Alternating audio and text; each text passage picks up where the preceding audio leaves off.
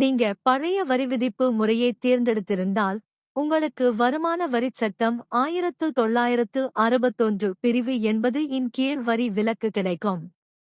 இந்த சட்டத்தின்படி, வரி செலுத்துவோர் சில குறிப்பிட்ட நிதி திட்டங்களில் முதலீடு செய்வதன் மூலம் தங்கள் வரி செலுத்த வேண்டிய தொகையை குறைத்துக் கொள்ளலாம்.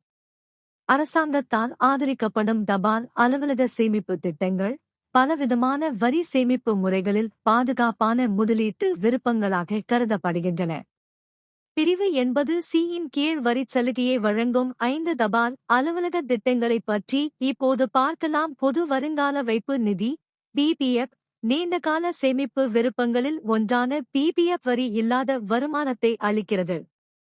முதலீட்டாளர்கள் ஒரு வருடத்தில் ரூபாய் 500 முதல் 1.5 லட்சம் ரூபாய் வரை முதலீடு செய்யலாம். ஜனவரி முதல் மார்ச் வரை 2025 காலாண்டிற்கான வட்டி விகிதம் 7.1% ஆகும். பிபிஎஃப் என்பது விலக்கு விலக்கு விலக்கு திட்டமாகும்.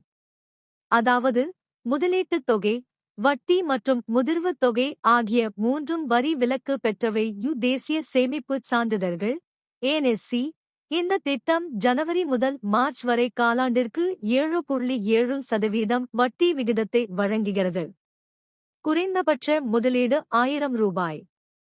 அதிகபட்ச முதலீட்டுக்கு வரம்பு இல்லை என்றாலும் 1.5 லட்சம் ரூபாய் வரை மட்டுமே வரி விலக்குக்கு தகுதியுடையது. சுகன்யா சம்ரிதி யோஜனா SSY பெண் குழந்தைகளுக்காக வடிவமைக்கப்பட்ட இந்த திட்டம் 2025 ஜனவரி முதல் மார்ச் வரை காலாண்டில் 8.2% வட்டி விகிதத்தை வழங்குகிறது. வட்டி ஆண்டுதோறும் சேர்க்கப்படும்.